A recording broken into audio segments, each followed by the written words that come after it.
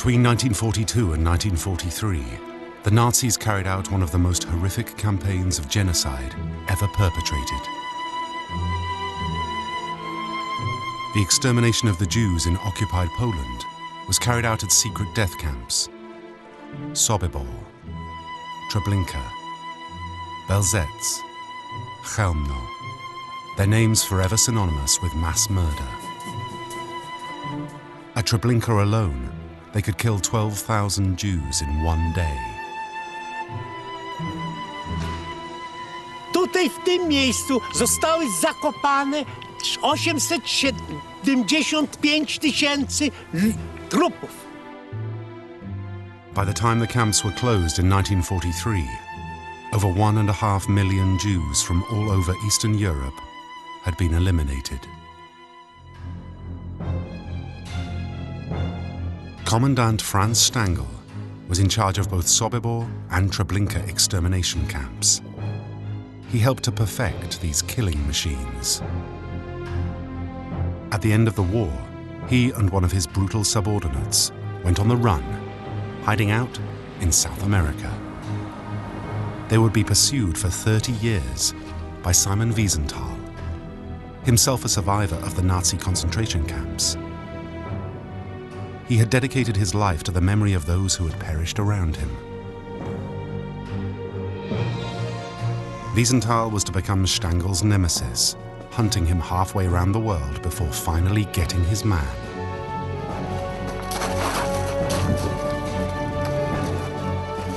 And he wanted Stangl alive, because a public trial would ensure Stangl's terrible crimes would not be forgotten. Very big success was the commander of Treblinka, Stangl. It was the only trial, because all the others, they commit suicide from the extermination camps.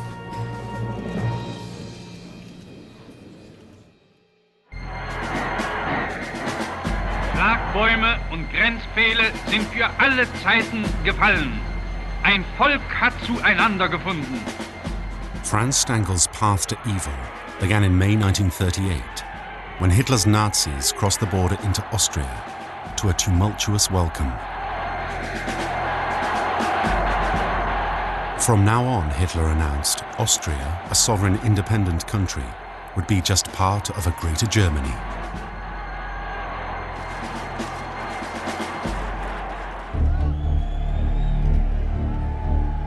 But beneath the welcome, there was fear. Anyone who could be labeled an enemy of the Reich was right to be afraid. Within months, 70,000 Austrians were rounded up and many executed. For 30-year-old Franz Stangl, this was a time of opportunity. He'd been brought up as a traditional Austrian Catholic with a strong belief in decency and family values. But he was also a man with ambition.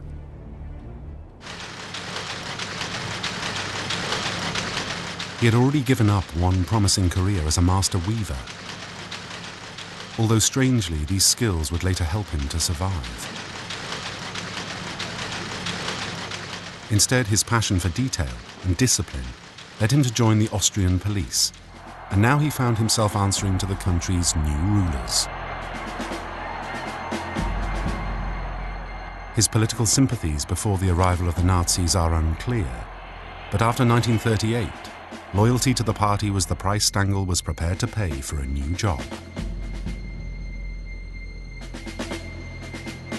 But what would it mean to follow the swastika?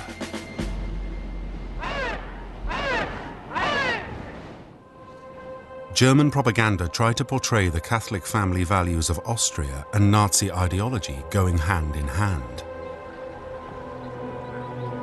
And in the case of Stangl, it seems to have worked. The good Catholic became a good Nazi.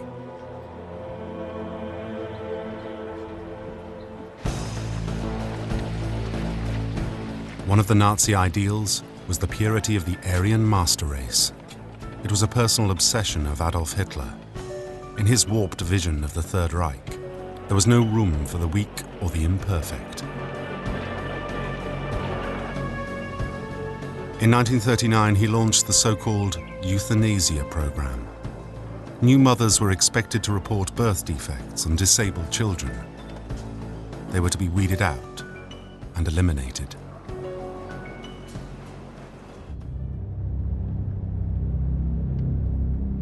Schloss Hartheim was one of Hitler's euthanasia centers. Anxious to please his new Nazi bosses, Franz Stangl accepted an administrative post here as head of police.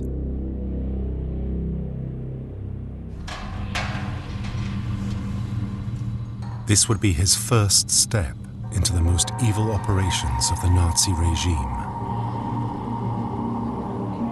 Thousands of men, women, and children were secretly executed by injection or gassed. They called it mercy killing. And terrible though it was, there was an even more ghastly purpose to Schloss Hartheim. It was a school for mass murder. It was here they perfected gassing by engine exhaust fumes, a forerunner to the extermination camps. How could Stangl, a believer in the sanctity of life, allow himself to play even an administrative role in this slaughter? One possible answer comes from a colleague, Gustav Wagner, who worked in the crematorium.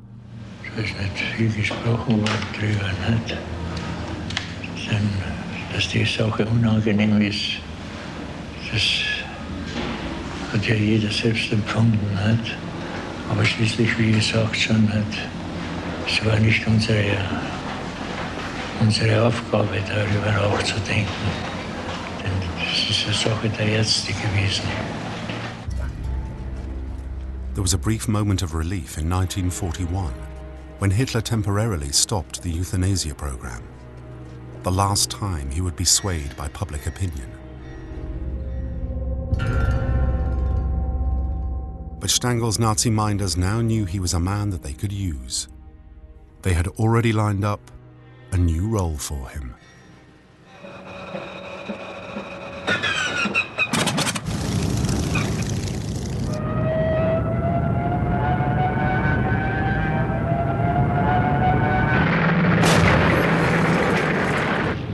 The Nazi blitzkrieg, unleashed against Poland in 1939, had swept aside the ill-prepared Polish army.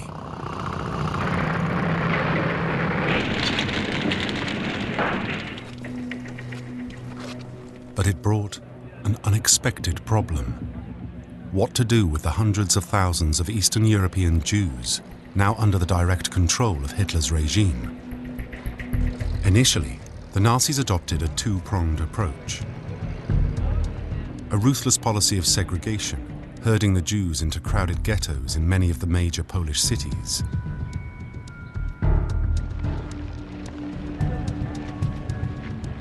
At the same time, Hitler sent in his Einsatzgruppen, or special action groups, with orders to slaughter all civilian opponents of the Reich, which in his view included thousands of Jews.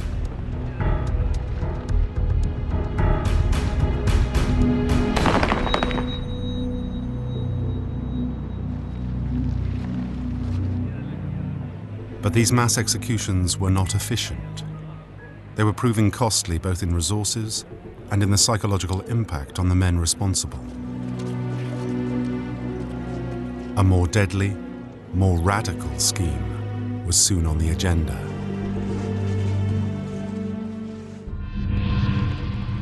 Heinrich Himmler, the head of the SS, devised a final solution to the Jewish question. Genocide, to be carried out in secret extermination camps hidden away in remote parts of Poland. To run the operation, Himmler brought in men from the euthanasia program, including Franz Stangl and Gustav Wagner.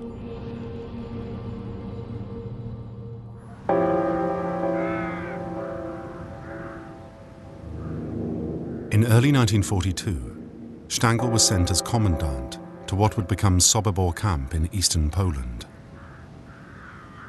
He would later claim he thought he'd been sent there to construct an army supply camp. But the grim reality was, the Nazis were building a gas chamber in the forest. The lethal technique using exhaust fumes perfected in the euthanasia program was now to be used in the industrial mass murder of Jews.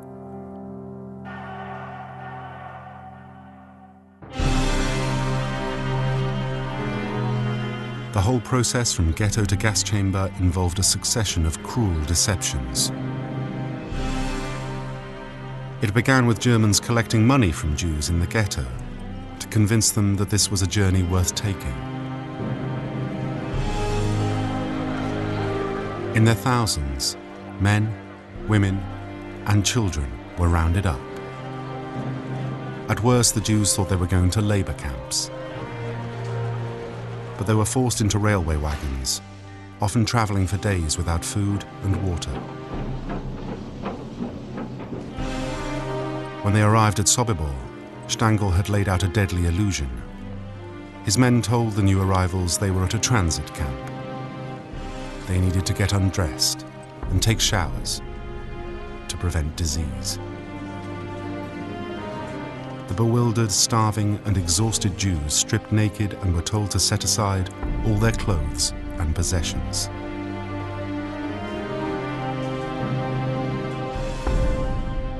The women then had their heads shaved. Human hair was a valuable commodity for the Nazis.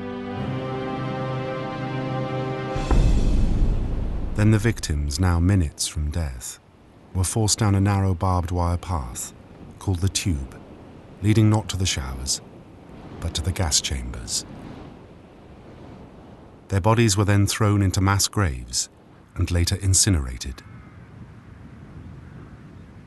From arrival to death could take as little as an hour.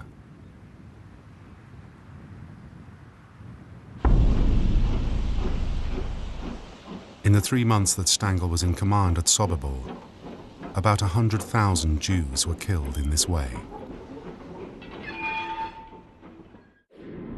Those who did it coped by denying responsibility.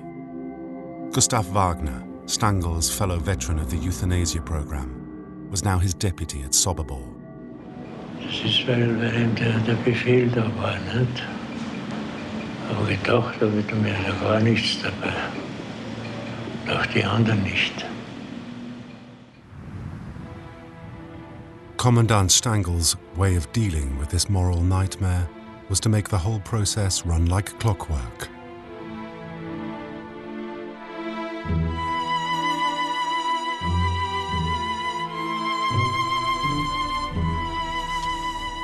Survivors remember his passionate attention to detail.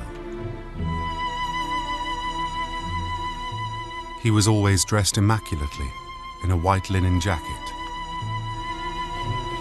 His boots polished like mirrors, every detail perfect, as if in denial of the carnage around him.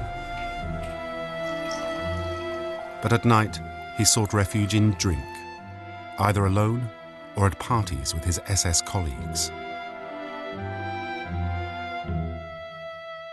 His superiors, including Himmler himself, the architect of the final solution, saw only the efficiency of Stangl's killing machine. He would soon have an even more terrible job for his camp commandant.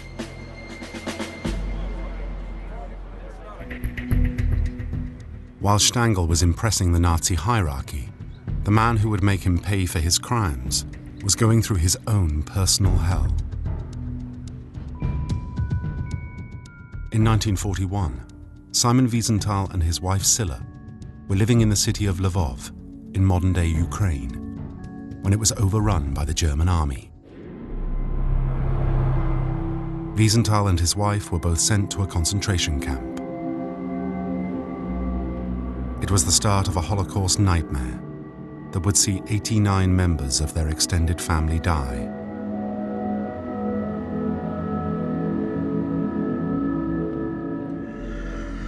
My mother was taken August 23, 1942, and the whole train with all these people, that was the elderly people, they were not working, they were taking them, and the direction was Belzec, this was the extermination camp. This 3 days that the wagons of the train was waiting in August without water, we hear it, you know, and could not help. This was, for me, a terrible time. When I was thinking about this, I have only one hope. My mother, she was ill, and they heard that she has died before they was coming to the extermination camp. In the middle of this horror, Wiesenthal tried to get his wife to safety, but he would later be told that she too had been killed.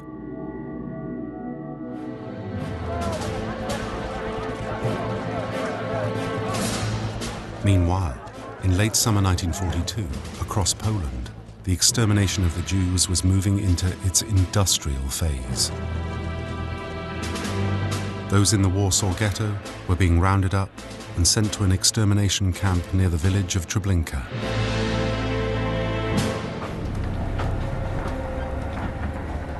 But the camp was an embarrassment to the German hierarchy. It was in chaos, its staff overwhelmed by the sheer numbers. Hundreds of tons of stolen Jewish money, jewelry, clothes, and possessions were piling up. The Nazis needed someone to establish order, and they had the perfect man for the job.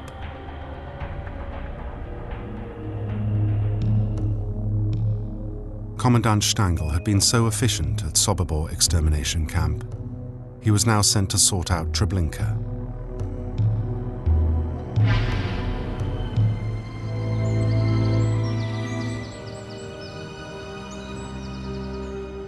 He later described what he found as Dante's Inferno. These photographs, taken by a young Austrian soldier at a railway station near the camp, give just a glimpse of the full horror awaiting Stangl.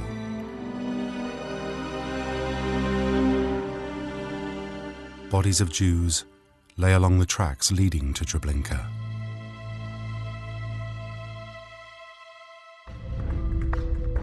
Stangl thought this was a disgrace. He was determined to turn Treblinka into a highly efficient killing operation. He created a fake railway station, even commissioning a painted clock, its hands permanently fixed, to deceive the Jews arriving at what they thought was a transit camp.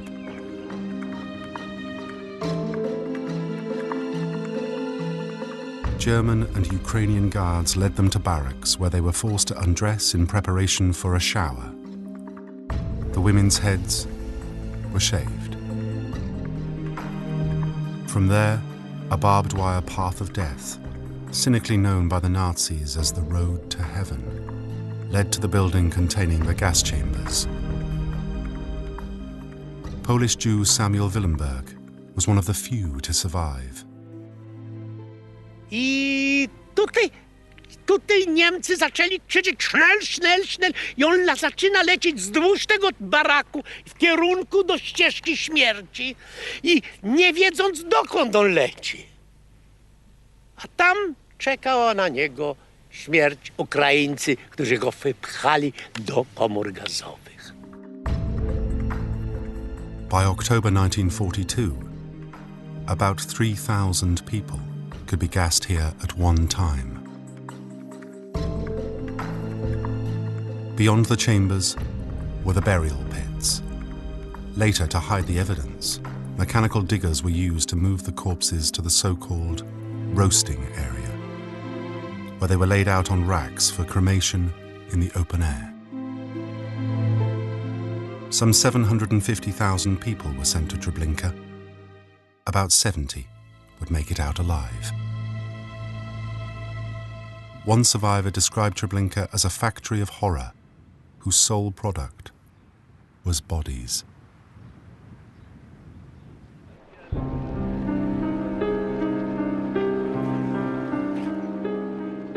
By the winter of 1942, Commandant Stangl was processing up to 12,000 victims a day. He He admitted later, "I got used to the convoys. It was hard to see them as individuals. I saw them as masses, as baggage or cargo. Every delivery was meticulously recorded."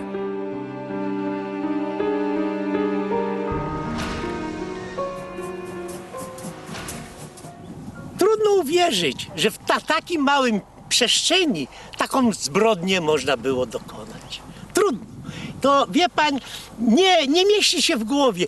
Ten rozmiar zbrodni jest ponad normalne myślenie.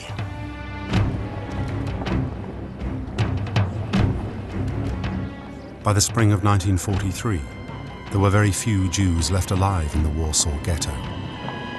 Stangl's job was done. And his crime wasn't just killing. He had supervised the stealing of Jewish possessions on a staggering scale. As a reward, he was named Best Commandant in Poland and received the Iron Cross.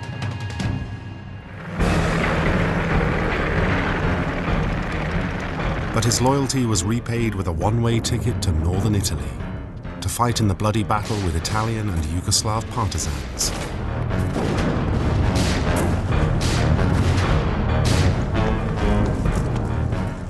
In his view, his superiors hoped he would be killed because he knew too much. Many of his former comrades died in the vicious fighting, but Stangl was to make it out alive. He survived to witness the defeat of Nazi Germany by the Allies.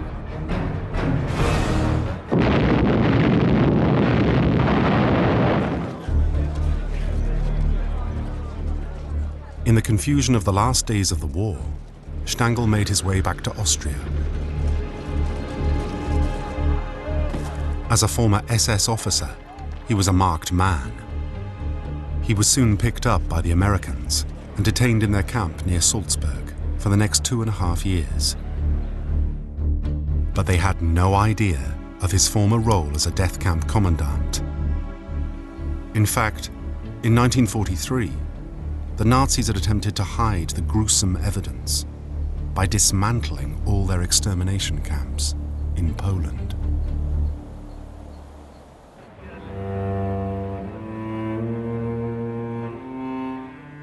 The terrible reality of what the Nazis had done to their victims was finally revealed to a horrified world when the victorious Allied armies swept into Germany and Austria in 1945.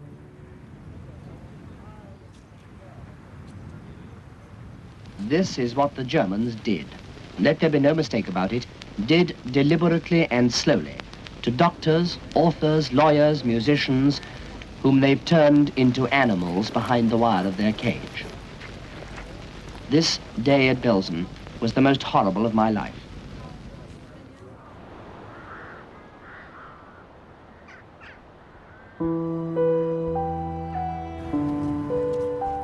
When the concentration camp at Mauthausen was finally liberated by the Americans, Simon Wiesenthal was among the survivors. In the day of liberation, I could not walk. But I wished to see the sun. I wished to see the American tank. And all four, I was come out from the block and look on the American flag. I feel that every star, this is a star of justice, and this is a star of friendship, and this is a star of culture. And the stripes, this is roads to freedom. Incredibly, Wiesenthal learned that his wife had survived. They were finally reunited. For several years, both of them had thought the other had died. But his own experience of the camps left him with a determination never to forget what had happened to his people. And he had a phenomenal memory. On May the 25th, 1945, he wrote a report for the American war crimes investigators, listing 91 Nazi criminals. He didn't know then, but it was the start of his Nazi hunting career. He searched the displaced persons camps for witnesses who could testify against the Nazi war criminals. Fellow survivor Mannes Diamond saw Wiesenthal at work. Ich habe Wiesenthal kennengelernt in 1946. War ich in Bindermichel und habe gesehen einen Mann, der steht und klebt Bilder auf eine große Holztafel.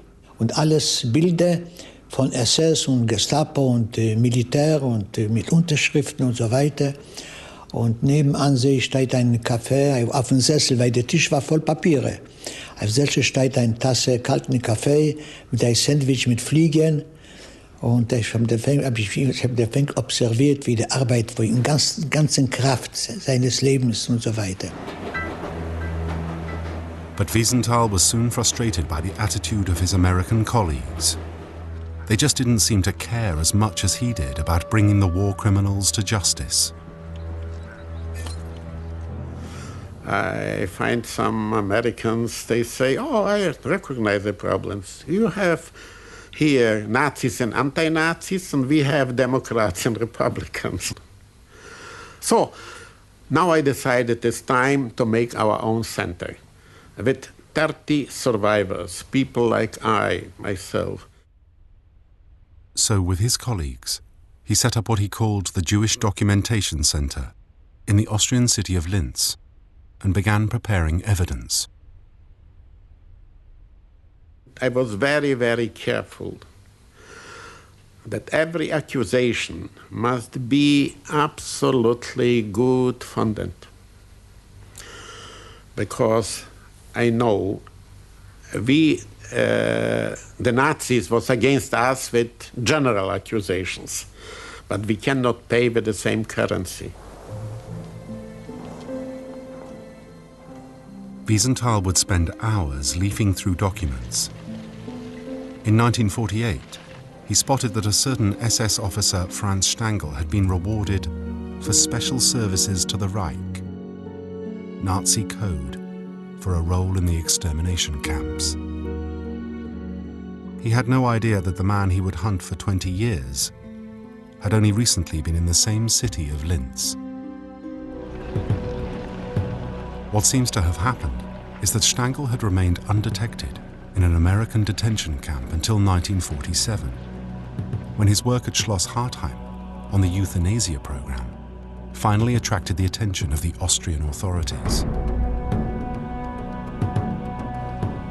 Unknown to Wiesenthal, they sent Stangl to prison in Linz to await trial. But extraordinarily, he was allowed to walk free and begin a life on the run.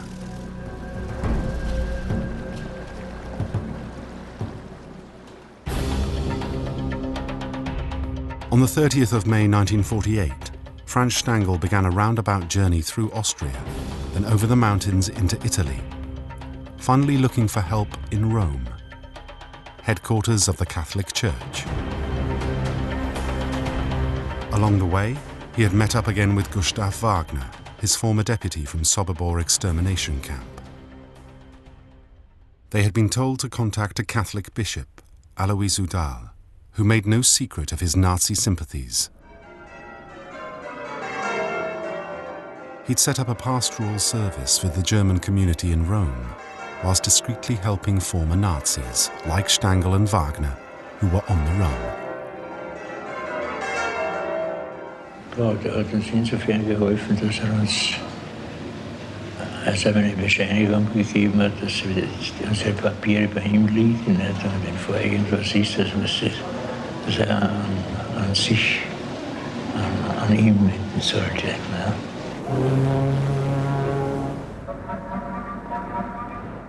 Within 2 weeks, Stangl was in the port of Genoa with a ticket for a ship leaving for Syria.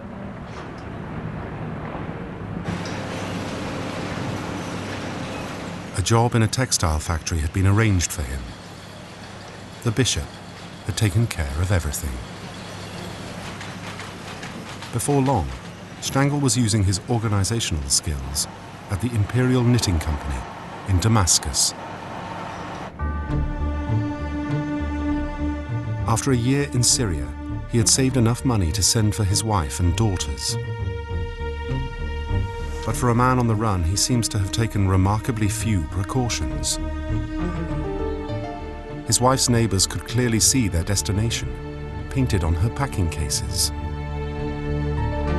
She'd even told the Austrian authorities she was going to join her husband, who had escaped. For now, it seems Stangl had put his horrific past behind him, and events elsewhere were also working in his favor. As Russia denounces Allied agreements with Germany, Berlin is reminded of the Cold War crisis of 1948 and 49, when the Reds completely sealed off the city from the rest of the world. The Allied airlift won that chapter. Now the Russians again interfere with traffic on the connecting highway between Berlin and the West. In the early 1950s, the growing tension between Russia and America meant that hunting Nazi war criminals was no longer a priority for the Allies. The Cold War assisted and helped the Nazis tremendously. They realized that through the difficulties between East and West, they could capitalize on the fact that they could escape or even remain in Germany or Austria without being punished. And therefore, the difficulty for Simon Wiesenthal was that he had so much resistance to his work that I sometimes wonder that he did not despair.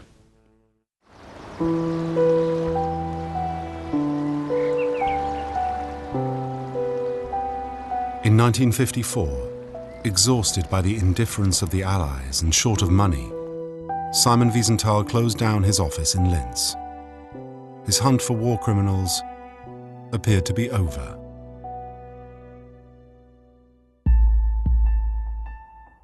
But for the man on the top of his list, former camp commandant Franz Stangl, life was good in the early 1950s.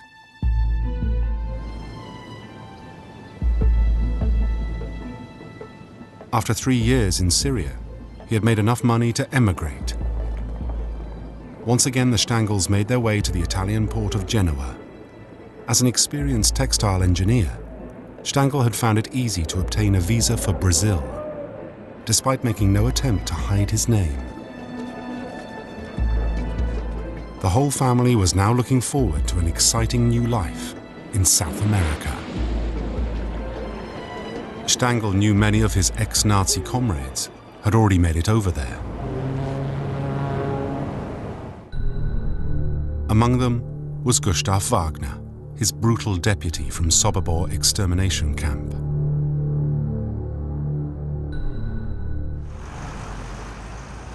Once in Sao Paulo, the Stangls continued to use the family name, even registering with the Austrian consulate. But in his mind, Stangl had still not escaped the past. He had dismissed his Jewish victims as mere baggage, to be processed and dispatched. But one day in Brazil, traveling past a slaughterhouse for cattle, all the horror of random executions and mass killings came back to haunt him. For months, he was unable to eat meat.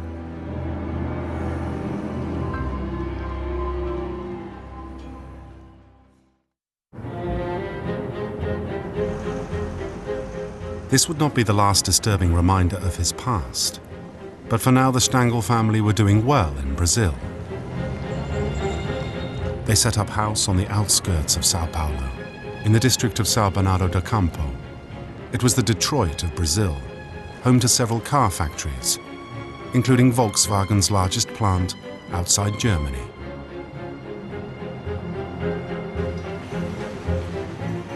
By the end of the 1950s, Stangl was working for Volkswagen and his wife for Mercedes-Benz. But it was not all good times for ex-Nazis hiding out in South America. the Austrian SS officer Adolf Eichmann had arranged the transportation of millions of Jews dispatched for extermination.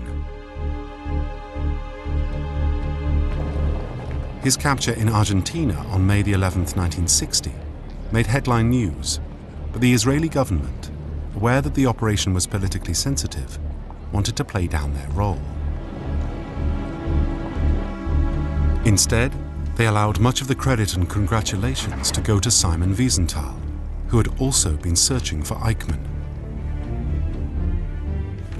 It meant that during the trial, Wiesenthal was the center of attention. However, reliving the events of the Holocaust was taking its toll. I was 3 months by the trial of Eichmann, and all was open. You know, daily and daily to hear and to saw the witnesses and to hear them. This was terrible for me. This was terrible for me also. Not only for me, but also for the others. I cannot be put in the gas chamber, and I cannot be put without food, you know.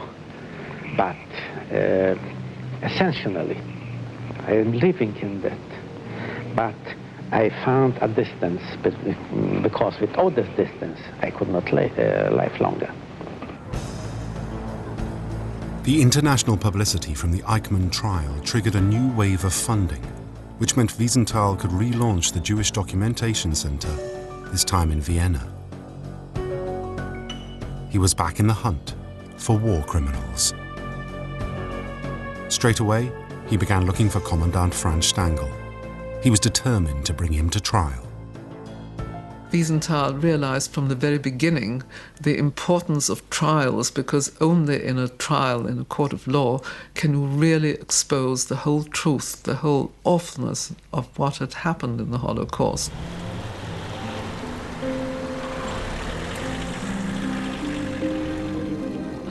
The first sign that the net was closing on Stangl came with the start of a war crimes trial in West Germany in 1964. In the dock were 10 guards who had worked for Stangl at the Treblinka extermination camp in Poland. These were men who had carried out their daily atrocities under his command. News of the trial must have made uncomfortable reading for their fugitive commandant, thousands of miles away in Brazil. In court, an album containing pictures of his camp at Treblinka, taken by Stangl's deputy Kurt Franz, was produced as evidence.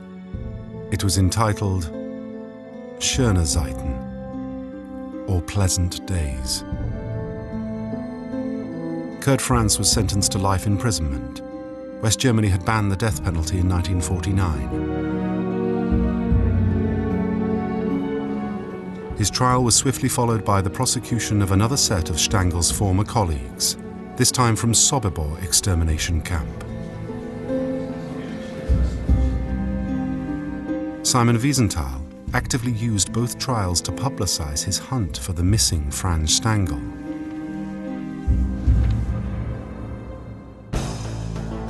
His history of war crimes was now public knowledge in Austria.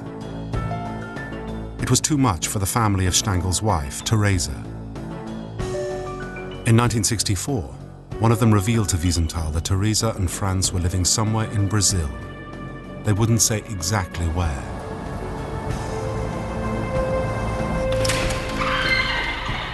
But a breakthrough came a few days later, when an unexpected visitor made his way up the stairs towards Wiesenthal's office. An ex-Gestapo officer down on his luck. He had heard about the search for Commandant Stangl, and he had information to sell.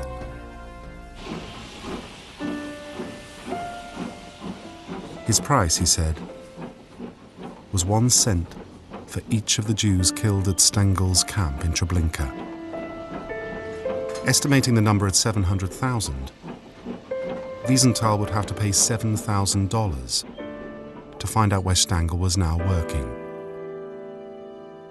Though disgusted by the deal, Wiesenthal finally agreed, realizing he had no other way to get his man. Now he could really focus his hunt for Stangl on the suburbs of Sao Paulo, home to the Volkswagen factory. Using the codename Uncle Otto, Wiesenthal began to correspond with local contacts in Brazil. Their research soon identified Stangl's home address. The net was closing, but Wiesenthal had to be careful. Secretly, he prepared the evidence needed for Stangl's potential extradition, knowing that South America's community of ex-Nazis could help his man disappear at any time. In fact, Stangl had no idea he'd been found. He once said to his wife, "If that clever man Wiesenthal wanted to get me, he would have done it by now." At the end of 1966, Wiesenthal's long game began to pay off. In December, he traveled to Switzerland to meet a high-ranking Brazilian politician prepared to act as an anonymous go-between to push through the formal request for extradition. With his Brazilian fixer now on board, Wiesenthal prepared a detailed dossier on Stangl, working directly with the Austrian Minister of Justice.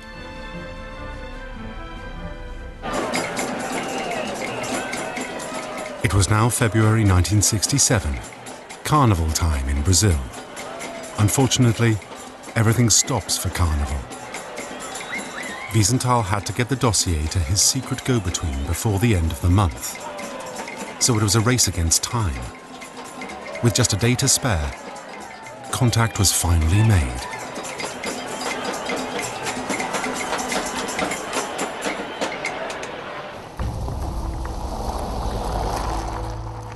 On the evening of Tuesday the 28th of February, Stangl and his daughter returned home from a drink after work.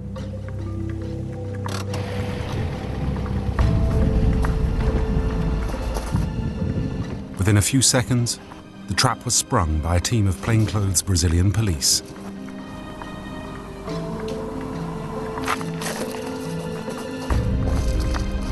Stangl was taken completely by surprise, just as Simon Wiesenthal had planned.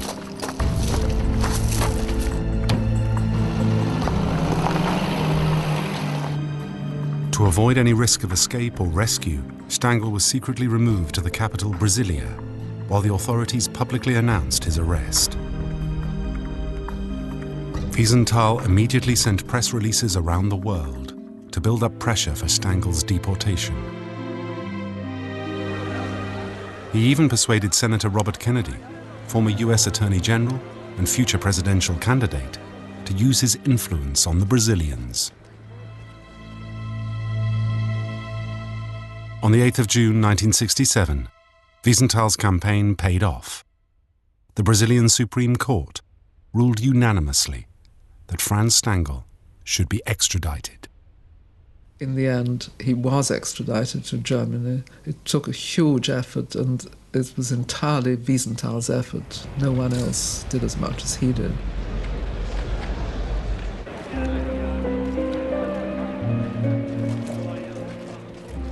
Within 2 weeks, Stangl was in Germany. There he would wait nearly 3 years before the authorities were ready to bring him to trial.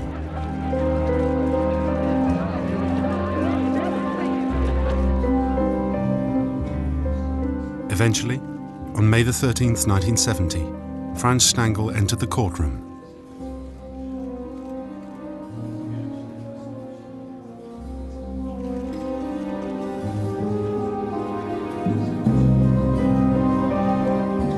For Nazi hunter Simon Wiesenthal, this was to be West Germany's most significant criminal case of the century.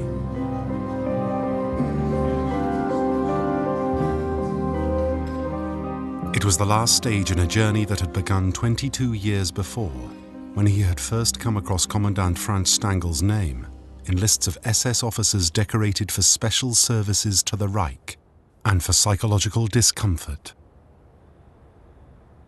I was only on the first day of his trial. And he say, "I feel so safe in Sao Paulo in Brazil. Nobody knows me.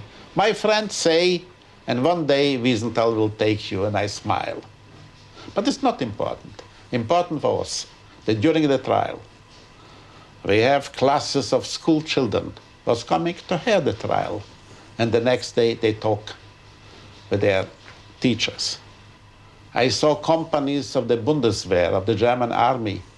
They was also talking about the problem. Because, you know, this is a living history. Over the next 7 months, Stangl was forced to confront the reality of what he had done.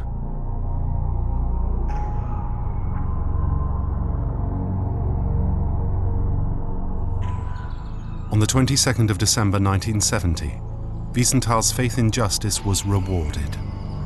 Commandant Franz Stangl was sentenced to life imprisonment for joint responsibility in the murder of approximately 900,000 men, women, and children.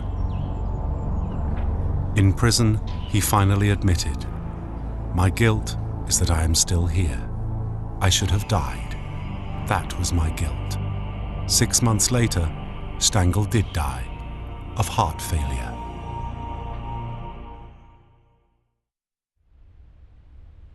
For Wiesenthal, Stangl's arrest and deportation from Brazil was one of his greatest achievements, but he still had unfinished business in South America. Stangl's brutal colleague Gustav Wagner was still on the run. Before he died, Stangl had revealed that Wagner was hiding in Brazil. Once again, Wiesenthal played a waiting game. In the 1970s, Wagner was just one more Nazi war criminal on a list that included Auschwitz doctor Joseph Mengele. In 10 years, in all the interviews that I had with some people for whom I am looking, I am telling about Mengele and Rauf and others, but not about Wagner.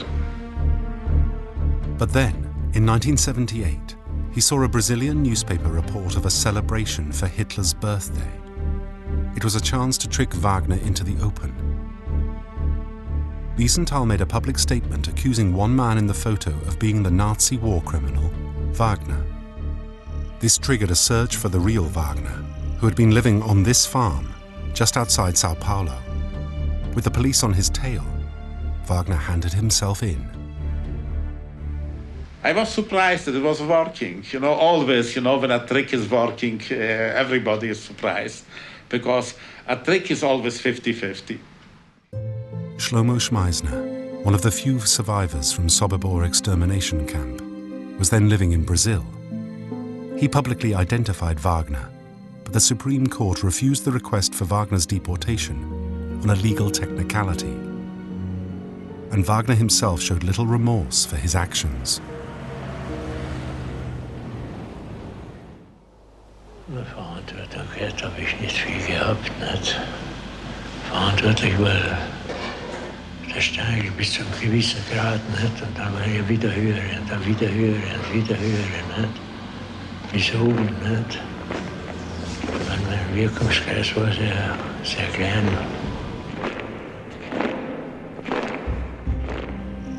In 1980, Wagner was found dead at his farm in Brazil. His lawyer claimed it was suicide. But the fact that a man after 37 years after the crime, 10,000 miles from the place of the crime, was arrested and expect a trial is a warning for the murderers of tomorrow, maybe they are born today. That no time and no distance they can be saved. The case was now closed on two war criminals Wiesenthal had pursued for over 30 years. He had been driven by the memory of those who died in all the Nazi camps. He once declared, if he were to meet the victims in the afterlife, he wanted to be able to say, "I did not forget you."